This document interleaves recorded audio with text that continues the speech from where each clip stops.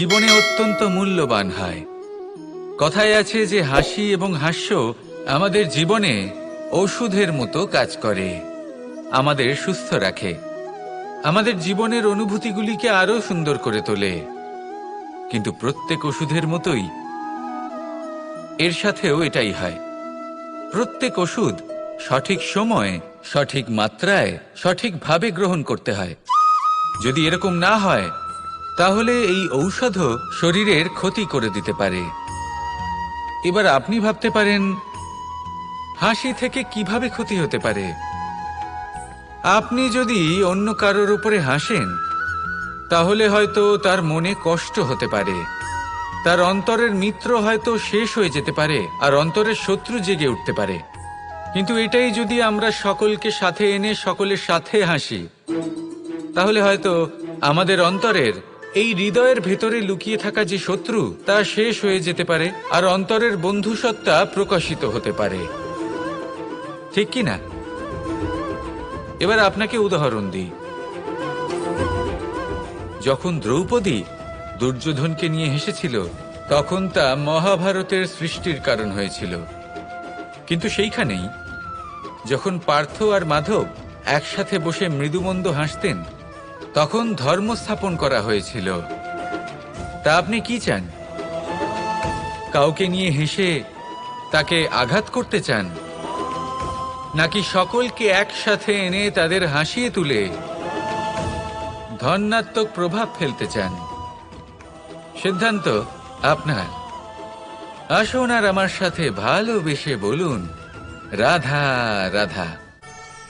সাফল্য এবং অসফলতা, মানুষের জীবন এই দুই চাকার ওপরই দাঁড়িয়ে থাকে, এর আশেপাশেই ঘুরতে থাকে।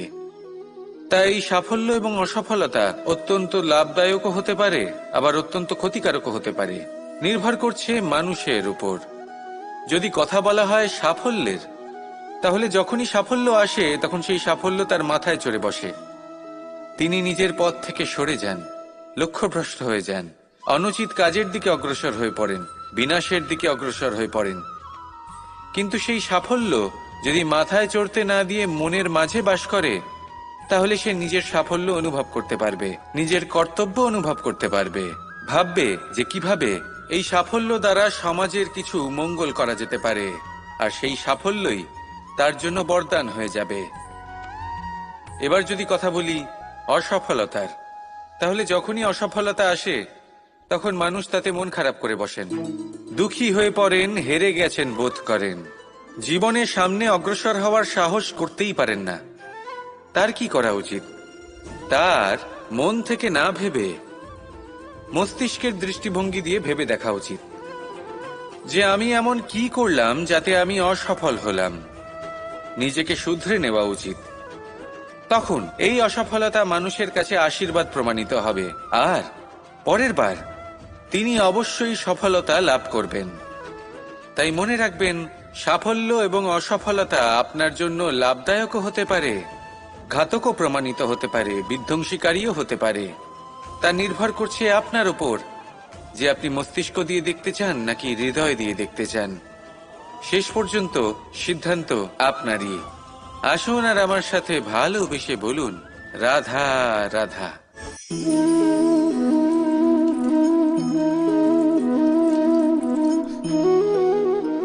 এই হলো এক আম গাছ, আর খুব যত্ন সহকারে আমি এটা বড় করেছি।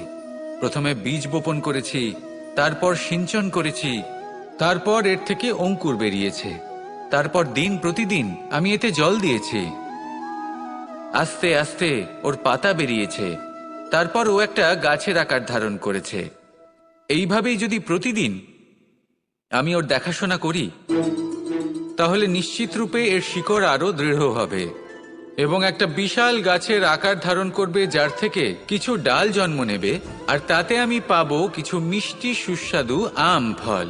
এবার আম তো সকলের প্রিয়, সকলের পছন্দের ফল, সকলে খেতে চান। কিন্তু আম পাওয়ার জন্য আগে আপনাকে সেই গাছের যত্ন নিতে হবে। যদি আপনি গাছ লাগিয়ে তারপর ভুলে যান তাহলে সেই গাছের কি হবে? তার অস্তিত্বটাই মুছে যাবে, তাই না? আমাদের সম্পর্কগুলো কিছুটা এরকমই হয়। যদি সম্পর্ক জুড়ে আপনি ভুলে যান, তাহলে তার অস্তিত্বই মুছে যাবে। তাই শুধুই সম্পর্ক গড়বেন না, তাকে পালনও করুন। নিশ্চিত রূপে আপনার এই সম্পর্করূপী বৃক্ষের ডালে আনন্দের মিষ্টি সুস্বাদু আম ফল নিশ্চয়ই পাওয়া যাবে। তাহলে প্রত্যেক দিন প্রত্যেক সম্পর্ক পালন করুন, তার থেকে আনন্দ লাভ করুন। এই মন ভালোবেসে বলবে, রাধা রাধা। মানুষ ভাবেন যে ধন অর্জন করা হলো অত্যন্ত গুরুত্বপূর্ণ। তিনি আজীবন ধন অর্জন করতে থাকেন, ধন অর্জন করার চেষ্টা করতে থাকেন। সে যাই হয়ে যাক না কেন, পরিশ্রম করতে থাকেন। স্বাস্থ্যের দিকে নজর দেন না, না উচিত সময় খাবার খান, না উচিত সময় ঘুমোতে যান, না পর্যাপ্ত সময় পর্যন্ত ঘুমন, কিছুই না। ধন অর্জন করতেই থাকেন, করতেই থাকেন। আর কিছু সময় পরে যখন তিনি অসংখ্য ধন লাভ করে ফেলেন, তখন তার সাথে ওনার শরীরে অনেক রোগ বাসা বাঁধে। এইসব রোগের উপচার করতে করতে সেই সমস্ত ধন যা উনি অর্জন করেছেন তা তিনি ব্যয় করে ফেলেন। শেষ পর্যন্ত কি হয়? আমরা যেভাবে এসেছি ঠিক সেইভাবেই ফিরে যাই, ধন এখানেই থেকে যায়। দেখুন, একটা অত্যন্ত গুরুত্বপূর্ণ কথা রয়েছে যে আপনার বোঝা উচিত। এই যে ধন, তার ব্যবহার করুন জীবনকে আরো ভালো করে তোলার জন্য। ধনের সদ্ব্যবহার করা উচিত, এমন যেন না হয় এই ধন আপনাকে ভোগ করে ফেলে। এই জীবনকে নিশ্চিত রূপে আরো শ্রেষ্ঠ করে তুলুন। কিন্তু এই ধন অর্জন করার এই প্রক্রিয়াতে নিজের সারা জীবনকে নষ্ট করে ফেলবেন না। এই জীবন উপভোগ করতে শিখুন, আর আমার সাথে ভালোবেসে বলুন, রাধা রাধা। আজ আমি আপনাকে একটা কাহিনী শোনাবো।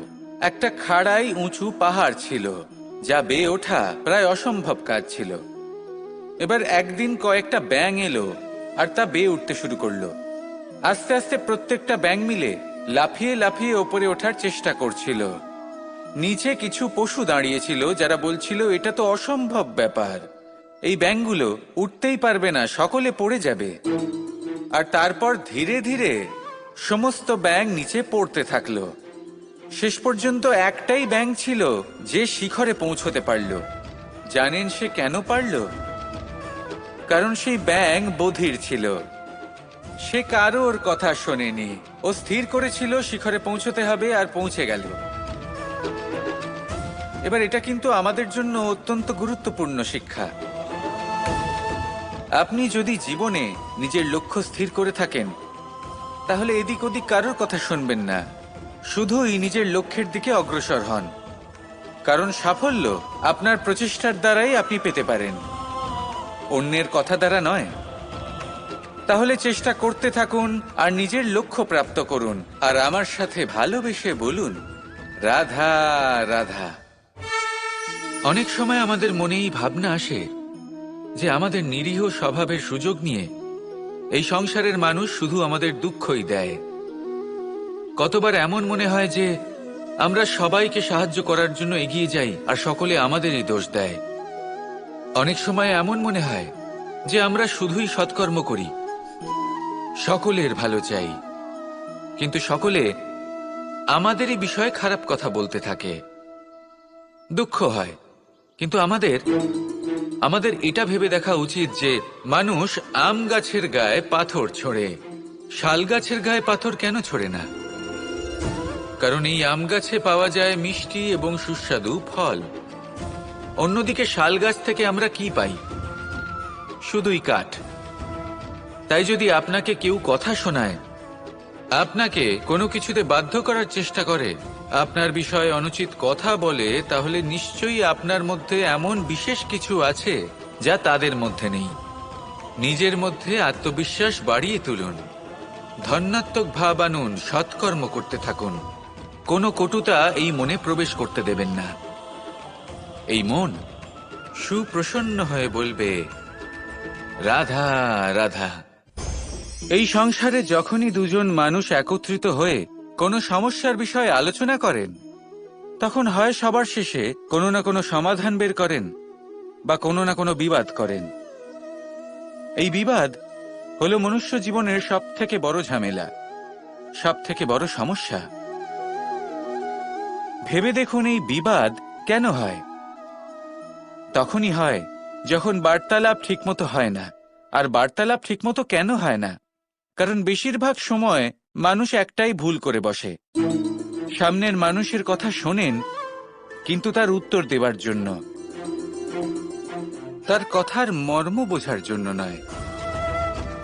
কিন্তু যেদিন থেকে, যে মুহূর্ত থেকে আপনি এটা শিখতে শুরু করে দেবেন যে আমি অপরের কথা শুনব, কিন্তু সেটা বোঝার জন্য, তাকে উল্টে জবাব দেবার জন্য নয়, সেদিন থেকেই বিবাদের সমাপ্তি ঘটবে আর বার্তালাপ স্পষ্ট হয়ে যাবে।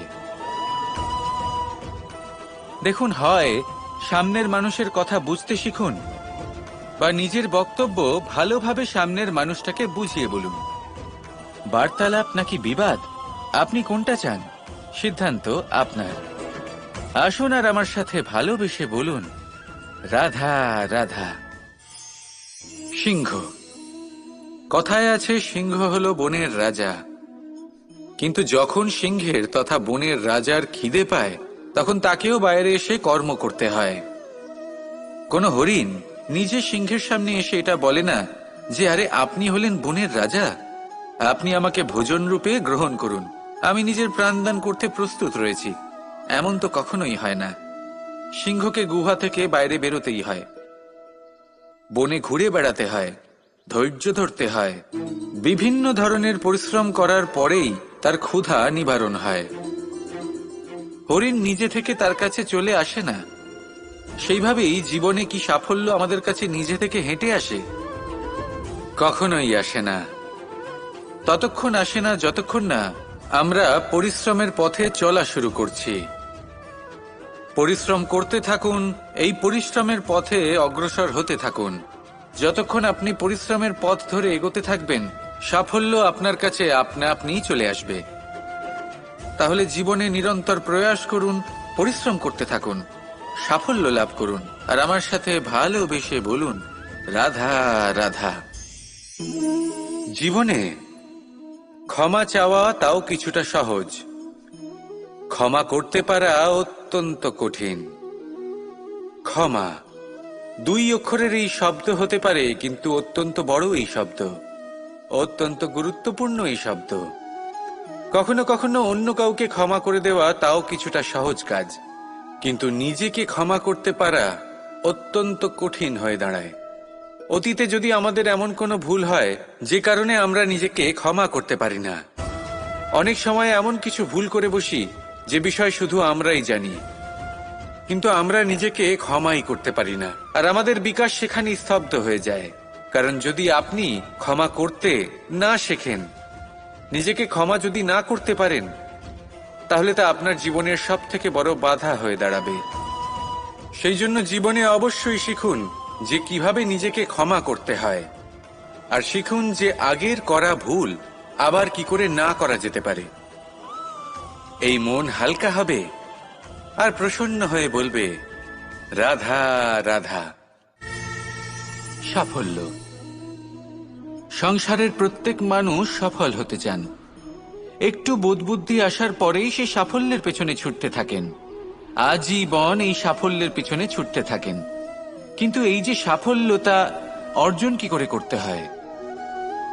ব্যবহার দ্বারা, ছলনা দ্বারা, বল দ্বারা, অর্থের দ্বারা? দুর্ভাগ্যবশত সাফল্য এভাবে লাভ করা যায় না। সাফল্য তখন লাভ করবেন যখন আপনি অসফলতা থেকে শিক্ষা লাভ করবেন। অসাফল্য থেকে শিক্ষা লাভ করা অত্যন্ত গুরুত্বপূর্ণ। করা ভুলের থেকে শেখা অত্যন্ত গুরুত্বপূর্ণ। যদি আপনি অসাফল্যকে ভয় পান, তার থেকে দূরে পালান, তাহলে জীবনে কখনোই এগোতে পারবেন না। অসফলতা আসেই আপনাকে এটা বোঝানোর জন্য যে সাফল্য কিভাবে অর্জন করা যেতে পারে। তাহলে অসফলতাকে স্বাগত জানান, তার থেকে শিখুন, নিশ্চিত রূপে সাফল্য আপনার কাছে আসবেই আসবে। আর এই মন তা সুপ্রসন্ন হয়ে বলবে, রাধা রাধা। এই সংসারে সুখ আর সন্তোষ লাভ করার পথ কি? ত্যাগ করা নাকি মেনে নেওয়া? এটা হলো একটা ধাঁধার সমান, আর যে বুঝতে পারে তার কাছে এক মিত্রের সমান। দেখুন, আপনি যা বদলাতে পারেন তা আপনি বদলে ফেলুন, যা আপনি বদলাতে পারবেন না তা আপনি স্বীকার করে নিন, আর যা মেনে নিতে পারবেন না তাকে নিজের থেকে আলাদা করে দিন। ধরুন, আপনার কোনো অভ্যেস আছে যা আপনি বদলাতে চান, বদলে ফেলুন। যদি কোনো সমস্যা থাকে যা বদলানো আপনার হাতে নেই, তা স্বীকার করে নিয়ে তার সাথে পথ চলা শুরু করে দিন। যদি কোনো আবেগ থাকে, পরিস্থিতি থাকে বা কোনো বস্তু থাকে যা আপনি মানতেই পারছেন না, কোনোদিনও মানতে পারবেন না, তাকে নিজের থেকে আলাদা করে দিন। একেও সন্ন্যাস বলা হয়। জীবনে সুখ দুঃখ, ক্ষয় হোক বা লাভ, এই সবেতেই সমান রূপে যাপন করা, তাই হলো সন্ন্যাস। এতেই জীবনের আনন্দ রয়েছে। তাহলে এই আনন্দ উপভোগ করুন আর আমার সাথে ভালোবেসে বলুন, রাধা রাধা। সংসারের সবথেকে গুরুত্বপূর্ণ বস্তু কি? সবথেকে গুরুত্বপূর্ণ ব্যক্তি কে? সবথেকে গুরুত্বপূর্ণ অস্ত্র কি? আপনার কাছে সবথেকে গুরুত্বপূর্ণ সময় কোনটা? এমন অনেক প্রশ্ন আমাদের মনে আসে, এবং তার উত্তর খোঁজার জন্য আমরা কি না করি, কোথায় কোথায় না যাই, যেখানে এর উত্তর আমাদের কাছেই রয়েছে, আমাদের সামনেই রয়েছে। সংসারের সবথেকে গুরুত্বপূর্ণ ব্যক্তি হলেন তিনি, যিনি এই মুহূর্তে আপনার সাথে রয়েছেন, আপনার সামনে রয়েছেন। সবথেকে গুরুত্বপূর্ণ অস্ত্র হলো সেটাই যা আপনার কাছে রয়েছে। সবথেকে গুরুত্বপূর্ণ বস্তু সেটাই যেটা এই মুহূর্তে আপনার হাতে রয়েছে। সবথেকে গুরুত্বপূর্ণ পুঁজি সেটাই যেটা এই মুহূর্তে আপনার সাথে রয়েছে। আর সবথেকে শ্রেষ্ঠ এবং গুরুত্বপূর্ণ ফল সেটাই যেটা আপনি এই মুহূর্তে ভোগ করছেন। যা আছে তা এই মুহূর্তেই আছে। পর মুহূর্তে আপনি থাকবেন কিনা সেটা আপনিও জানেন না। তাহলে বাকি কোনো ব্যক্তি বা বস্তু বা অস্ত্র বা ধনের বিষয়ে আপনি কি বা বলবেন? জীবন যদি থাকে তাহলে তা এই মুহূর্তে আছে, বর্তমানে আছে। অন্য সবই ভাবনা এবং কল্পনা মাত্র। তাই এই জীবন উপভোগ করুন, শুধু আনন্দই আনন্দ পাবেন। আসুন আর আমার সাথে ভালোবেসে বলুন, রাধা রাধা। সংসারের সবথেকে মূল্যবান ধন কি হতে পারে? সেটা কি সেই স্বর্ণ যা দিয়ে অলংকার তৈরি করে আমরা ধারণ করি, নাকি সেই সব হিরে মুক্ত রত্ন যা হয় আমরা নিজেদের মুকুটে ধারণ করি বা হাতে আংটি বানিয়ে ধারণ করি, নাকি সেই ধন যার দ্বারা আমরা সংসারে যা চাই তাই কিনতে পারি? এই সব হলো ধন সম্পত্তি, কিন্তু সব থেকে বেশি মূল্যবান কিন্তু এরা নয়। এগুলো যে কেউ আপনার থেকে অনায়াসে কাটতে পারে। কোনো চোর চুরি করে নিতে পারে, কোনো ডাকাত এসে লুট করে নিতে পারে। সংসারের সব থেকে মূল্যবান ধন হলো সেটাই যাকে আমরা জ্ঞান বলে থাকি, যা আপনার থেকে কেউ কেড়ে নিতে পারবে না। কোনো ডাকাত লুট করে নিতে পারবে না, কোনো চোর চুরি করতে পারবে না, কোনো রাজা কর রূপে আপনার থেকে কেড়ে নিতে পারবে না। এগুলো আপনার সাথেই থাকবে। কিন্তু একটা কাজ আছে যা আপনি করতে পারেন। এই জ্ঞান রূপী ধন আপনি ছড়িয়ে দিতে পারেন। এই জ্ঞানই হলো এমন একমাত্র ধন যা ভাগ করে নিলে আরো বেড়ে যায়। সেই জন্য জীবনে সব সময় মনে রাখবেন, জ্ঞান লাভ করার বিষয়ে বেশি একাগ্র হন, ধন লাভ করার দিকে নয়। আমাদের মন প্রসন্ন চিত্ত হয়ে বলবে, রাধা রাধা। নাম, এই নাম আসলে কি বলা বড়ই মুশকিল। এই সংসারের প্রত্যেক বস্তু, প্রত্যেক ব্যক্তি, প্রত্যেক স্থান, প্রত্যেক জাতি, প্রত্যেক সম্প্রদায়ের নাম আছে। কিন্তু এই প্রত্যেক নাম কি যথেষ্ট? একেবারেই নয়। দেখুন, কিছু নাম হয় যা জন্মসূত্রে লাভ করা। যেমন আমার নাম রাখা হয়েছিল কৃষ্ণ, কিন্তু পরে মা আমাকে আদর করে কানাই বলতেন। যখন আমি গোবর্ধন পর্বত ধারণ করি তখন সকলে আমাকে গোবিন্দ বলে ডাকতেন। যখন আমি কংসের সংহার করেছিলাম তখন সকলে আমাকে কংসহারি বলতেন। যখন আমি গীতাতে জ্ঞানের উপদেশ দিয়েছিলাম, তখন সবাই আমাকে যোগেশ্বর ডাকতেন। কিছু নাম হয় যা জন্মসূত্রে পাওয়া যায়, আর কিছু নাম হয় যা কর্মসূত্রে পাওয়া যায়। জন্মসূত্রে পাওয়া নাম মৃত্যুর সাথে সাথে শেষ হয়ে যায়, কিন্তু কর্মের দ্বারা প্রাপ্ত নাম মৃত্যুর পরেও অক্ষত থেকে যায়। তাই আপনি এই নামের মোহে কখনোই জড়াবেন না। শুধু কর্ম করতে থাকুন, তাহলেই এই মন আনন্দিত হয়ে উঠবে। আসুন আর আমার সাথে ভালোবেসে বলুন, রাধা রাধা। কথায় আছে এই জীবন একটা যুদ্ধ, একটা লড়াই। নিজের অস্তিত্বের জন্য, নিজের মূল্যের জন্য, যা আমরা পেতে চাইছি তার জন্য। এই যুদ্ধে জয়লাভ কে করে? এই যুদ্ধে জয়ী হয় এক যোদ্ধা। এবার বেশিরভাগ সময় আমরা যুদ্ধে অংশগ্রহণ করি না, নিজেকে বুঝিয়ে দিই যে আমরা তো যোদ্ধা নই। কিন্তু বিষয়টা তা নয়। একটা অত্যন্ত গুরুত্বপূর্ণ কথা আপনাকে মনে রাখতে হবে। কোন যোদ্ধা জন্ম থেকে যোদ্ধা হন না। তিনি চয়ন করেন যে তিনি যোদ্ধা হবেন কিনা। তিনি তখনই একজন যোদ্ধা হয়ে ওঠেন যখন তিনি পিছু হটবেন না বলে দৃঢ় প্রতিজ্ঞ হন। যদি ওনার সামনে অন্যায় হয়, তার বিরোধিতা করার জন্য দৃঢ় প্রতিজ্ঞ হন, তবেই তিনি যোদ্ধা হয়ে ওঠেন। কেউ জন্ম থেকেই যোদ্ধা হয়ে এই পৃথিবীতে আসেন না। আপনি কি হতে চান? সেই দর্শক হতে চান যারা যুদ্ধভূমিতে বসে থেকে অন্য কারোর জয় উচ্ছ্বাস প্রকাশ করেন, নাকি সেই যোদ্ধা হতে চান যিনি নিজের শৌর্য দিয়ে, বীরত্ব দিয়ে নিজের পরাক্রম প্রদর্শন করেন, আর যার প্রশংসা যুগ যুগ ধরে হয়ে চলে? আপনি কি হতে চান সেই সিদ্ধান্ত আপনারই। আসুন আর আমার সাথে ভালোবেসে বলুন, রাধা রাধা।